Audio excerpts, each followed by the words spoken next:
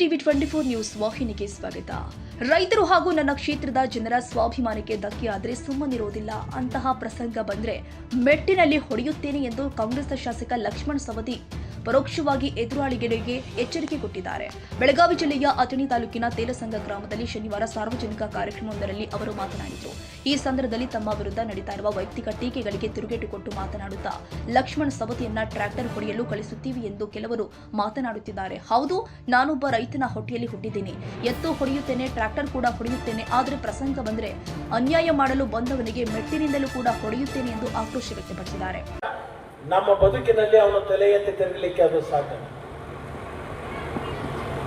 ನಾನೇನು IAS IPS ಕಲ್ತವಲ್ಲ.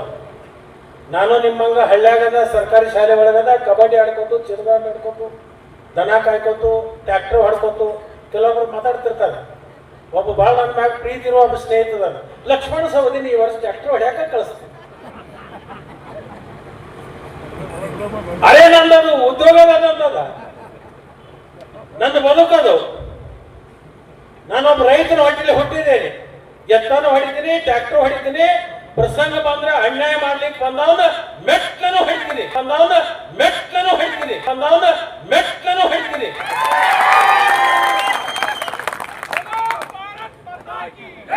ಆ ತಾಕತ್ತು ನನ್ನ ಕ್ಷೇತ್ರದ ಜನ ನಾವು ಕೊಟ್ಟಿದ್ದಾರೆ. ನನ್ನ ಕ್ಷೇತ್ರದ ಜನ ಕೊಟ್ಟಿದ್ದಾರೆ. ನನ್ನ ಕ್ಷೇತ್ರದ ರೈತರ, ನನ್ನ ಕ್ಷೇತ್ರದ ಜನರ ಸ್ವಾಭಿಮಾನಕ್ಕೆ ಧಕ್ಕೆ ಆಗ್ಲಿಕ್ಕೆ ನಾನು ಬಿಡೋದಿಲ್ಲ. ಯಾರಾದ್ರೂ ಏನಾದ್ರು ಕನಸು ಕಟ್ಕೊಂಡಿರ್ಬೇಕು. ಏನು ನಮ್ಮ ತಾಲೂಕದಾಗ ಈ ತಾಲೂಕು ಮಾಡೋಣ ಅಂತ ಸಾಧ್ಯ.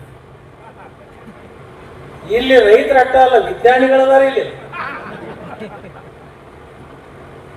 ದಿಲ್ಲಿಯಾಗ ಏನ್ ನಡೀತಿತ್ತು ಅನ್ನೋದು ಇಲ್ಲಿ ಹೇಳ್ತಾರ. ಅಮೆರಿಕದಾಗ ಏನ್ ನಡೆದೈತೆ ಅನ್ನೋದು ಇಲ್ಲಿ ಹೇಳೋಣ ಬುದ್ಧಿವಂತರು ಚೆನ್ನಾಗಾರ. ಇಲ್ಲಿ ನಡಂಗಿಲ್ಲ. ಇದು ಶಿವೋಗಿ ನಾಡ್ರಿ, ಇದು ಶಿವೋಗಿ ನಾಡಿದು.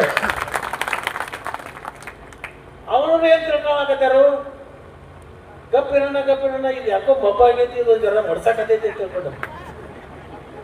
ನನ್ನ ಮಾತಿನಿಂದ ಯಾವುದೇ ಸಮಾಜದ ವ್ಯಕ್ತಿಗಳಿಗೆ ಅದು ತೊಂದರೆ ಆಗಬಾರ್ದು, ಮನುಷ್ಯ ಕಾಶಿ ಆಗಬಾರ್ದು ಅಂತ ನಾನು ಮಾತಾಡಲ್ಲ. ನಾನು ಹಳ್ಳ್ಯಾಗ ಹುಟ್ಟಿದ್ದೀನಿ, ನನಗೇನು ಭಾಷೆ ಗೊತ್ತಿಲ್ಲ. ಮತ್ತೆ ಇವ್ರಾಗ ನಾ ಮಾತಾಡಕ್ ಹಚ್ಚಿನಂದ್ರ ನೀವೇನಂತೀರಿ? ಏನು ಇದು ಅದ್ರಂಗ ಹೊಡಿತಲ್ಲ ಹಾಗೆ ಯಾಕ್ರಿಸಿದ್ರಣ್ಣ?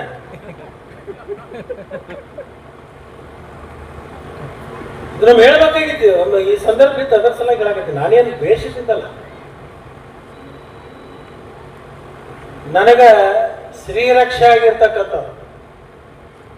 ವಿದ್ಯೆ ಮಾಡುವಂತಾಗ ನಾನು ಡಾಲ ಮತ್ತು ಕವಚ ಹಾಕೊಳ್ಳೋದಿಲ್ಲ.